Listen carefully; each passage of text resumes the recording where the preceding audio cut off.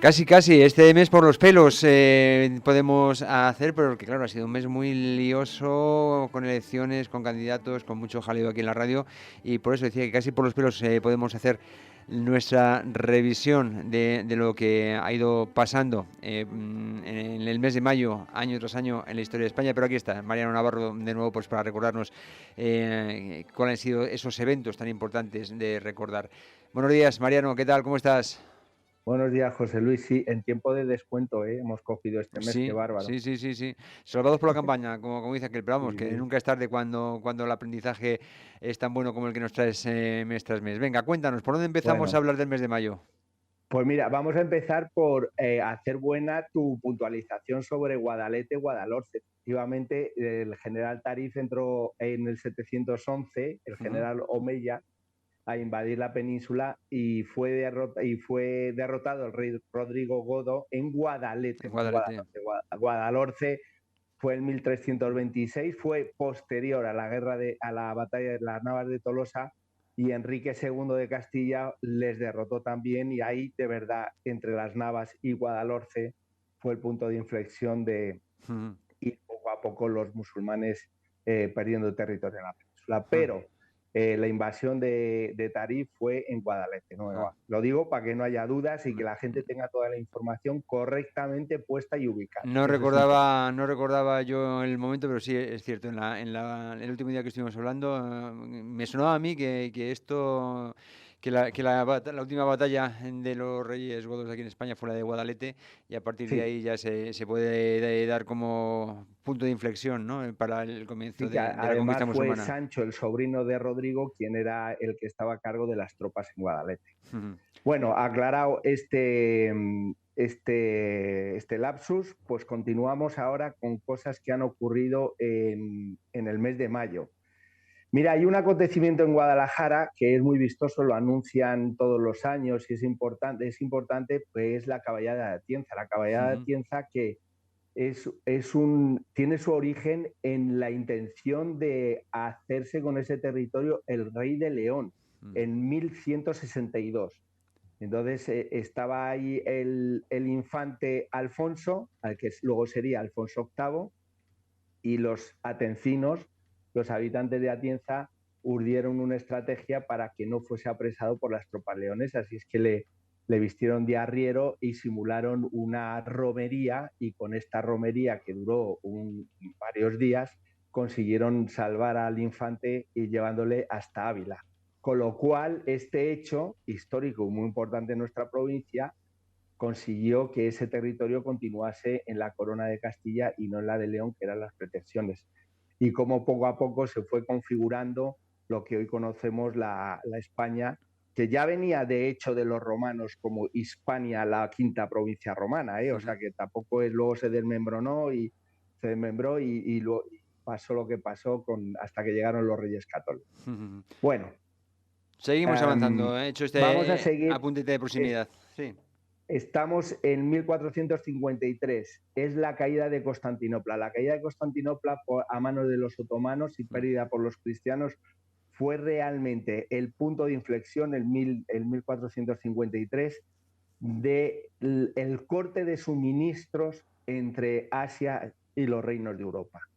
Esto empezó a tener sus crisis y sus consecuencias en los reinos de Europa, y por esto, por la caída de Constantinopla en 1453, fue por lo que se empezó a valorar la posibilidad de llegar hasta las islas de Occidente de Oriente, perdón, por otras vías marítimas. Ujú. Y aquí es importante lo que sucedió con Cristóbal Colón, porque fue quien abrió la nueva ruta hacia Oriente, aunque él no sabía que se iba a encontrar, como todo el mundo sabe, que se iba a encontrar con un continente justo en medio. Pensaban que todo estaba muchísimo más próximo. Ujú. Es más, pensaban que en un par de semanas estaban ya abordando las costas del Japón y de Filipinas. O sea que Ni más ni menos. tenían bastante, sí, tenían bastante claro que era una navegación muy corta y próxima, y mira tú por dónde luego se encontraron no solo con el continente americano, sino que luego con el Pacífico, que como todo el mundo sabe es un mar inmenso con una navegación larguísima. Ujú. Entonces, es importante conocer eso, que el origen de las nuevas rutas vino como consecuencia de la conquista por los otomanos, los musulmanes de Constantinopla. Y el consiguiente cierre de las rutas que traían las especias Claro, de Asia. Fíjate que de cosas que vinieron a raíz de esta conquista de Constantinopla, el fin de, por supuesto, del Imperio Romano de Oriente, y hay quien dice que ya ahí es donde termina la Edad Media y donde se puede comenzar a hablar empieza la Edad del Moderna. Renacimiento Sí, sí, y la sí, Edad sí, Moderna. así es, Entonces, muchas cosas. así Pero es. bueno, vamos avanzando. Bueno, vamos avanzando. Estamos en junio, entre mayo, junio, abril, es que está entre medias de abril y mayo y junio de 1589. Y es la derrota de la contraarmada. La contraarmada que Mm. no es la armada nuestra, la armada invencible, como los ingleses le llamaron. Eso fue en 1588. Fíjate que Entiendo es que te un estás hecho. refiriendo a la grande y felicísima Armada.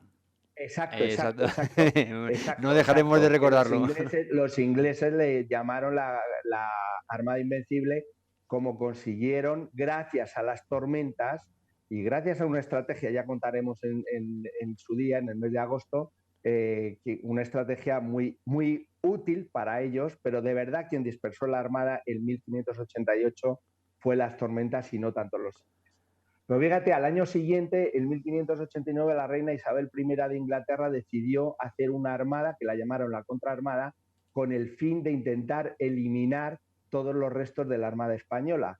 Y se dirigió el Sir Francis Drake, que todo el mundo le conocerá más como el pirata Drake, porque de verdad era un pirata, era ni siquiera un corsario, que tiene su diferencia corsario con pirata. Este señor iba al 50% para él y 50% para la reina, para la corona inglesa, y organizó una expedición para destruir los restos de la Armada que estaban en Santander, en San Sebastián, en Lisboa. En esa época estaba toda España y Portugal unida. Y resulta que Alonso de Bazán, hermano de don Álvaro de Bazán, le sometió a una derrota histórica para ellos. Bueno, a una serie de Pero derrotas históricas por parte una de de las Alonso. muchas, Sí, sí, sí. una de las muchas que les hemos infringido y que nunca damos valor. Y es que yo eso es algo que no entiendo, porque con un puñado de barcos derrotó a toda la armada inglesa. Además tenían la intención de apoderarse con las Azores, porque claro, si destruían los restos de la armada que estaban en pasajes en San Sebastián, en Cantabria y en Lisboa, y se hacían con el control de las Azores, resulta que tenían ya todo el tránsito con América en sus manos. Bueno, Efectivamente, o sea, pues, toda la cornisa cantábrica, incluso en Lisboa, se internaron y les dieron por todos los lados. De hecho, creo que pero por todos los lados, cuando y de hecho regresó en la Drake eh, a Inglaterra, cayó, no es que cayera en desgracia, es que dijo, ¿y para tanto para esto? sí, sí, pero es que además la gente que haya ido a La Coruña, la plaza de María Pita, se llama María Pita porque era la mujer de un oficial español, le mataron en el asalto las tropas inglesas y revolucionó a toda la ciudad contra los ingleses y tuvieron que salir por pies. O sea, que fue una mujer brava que hay que hacer valer, como muchas de las mujeres a lo largo de nuestra historia, que han tenido un papel muy importante.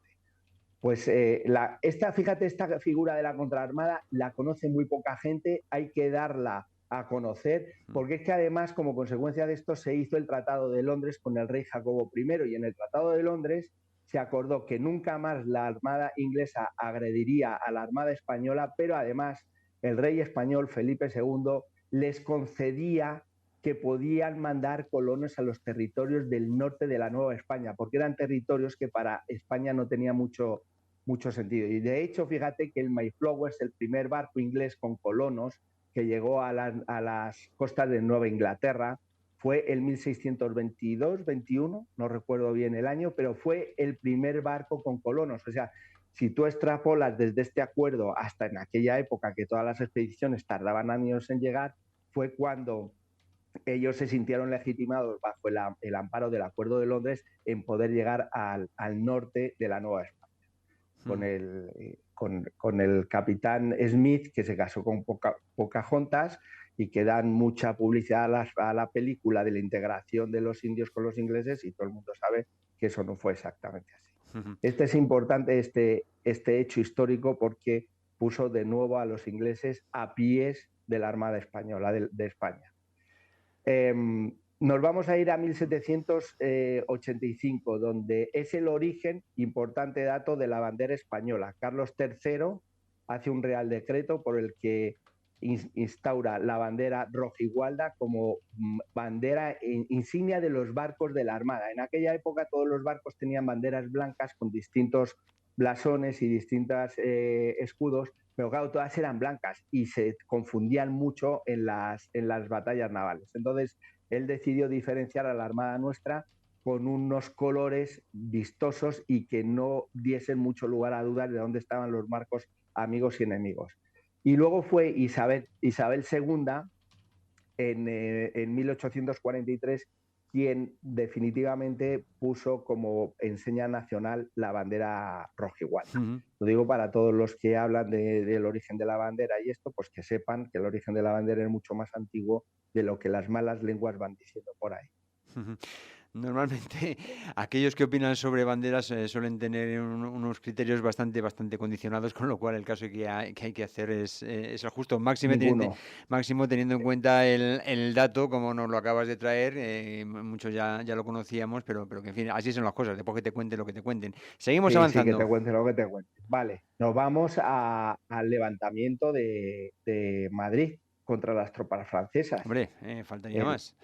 Faltaría más, 1808, el 2 de mayo y los famosos fusilamientos del 3 de mayo. Pero fíjate que es que todo esto tiene mucha retranca detrás, mucha historia detrás, porque claro, todo esto viene como origen de que Manuel Godoy permite pasar a las tropas francesas hacia Portugal para invadir Portugal, pero de una manera no acordada y civilina fue dejando tropas en ciudades principales, en San Sebastián, en Burgos, en Zaragoza, en Vitoria, o sea, fue en Barcelona también, fue una estrategia muy planificada por Bonaparte. Pero claro, todo esto está en el contexto del desastre que en esa época teníamos con Fernando VII, con Carlos IV, con Carlos IV más bien de momento, sí. Claro, sí, y Fernando VII, donde Fernando VII le intentó quitar la corona a su padre, o pasó lo del motín de Aranjuez en marzo del mismo año, en fin, y Manuel Godoy, que es una figura que cuando navegas un poco por su historia, pues, en fin, yo creo que fue un dirigente, un político nefasto, igual que pienso que el peor rey que hemos tenido en la historia, desde luego de los Borbones, por supuesto, pero es que yo creo que de toda la historia, fue Fernando VII. Estos señores se dejaron exiliar en Francia bajo las instrucciones que fue un cautiverio. Lo que pasa que un cautiverio, pues con fiestas y con un montón de buenas prebendas para la familia real y se dejaron secuestrar dejaron secuestrar literalmente con Carlos María Isidro, su eso hermano. de que les enviaran a Bayona para continuar allí la fiesta y que se olvidaran del trono de España, pues claro, tampoco le pusieron peros. Claro, pero fíjate, una cosa que he descubierto en estos días es que lo mismo en Portugal, cuando llegaron allí los franceses, los ingleses propusieron trasladar el rey de Portugal a Brasil, a los territorios de ultramar brasileños, y ellos aceptaron. Y allí mantuvieron la corona portuguesa, desarrollaron Brasil como si fuese Portugal. Sin embargo, la corona española, que también tuvieron la misma propuesta por parte de Inglaterra, en este caso se pusieron a nuestro servicio, honestamente, los ingleses, dijeron que no, optaron por la vía francesa, porque es verdad que en una sociedad muy afrancesada en aquella época.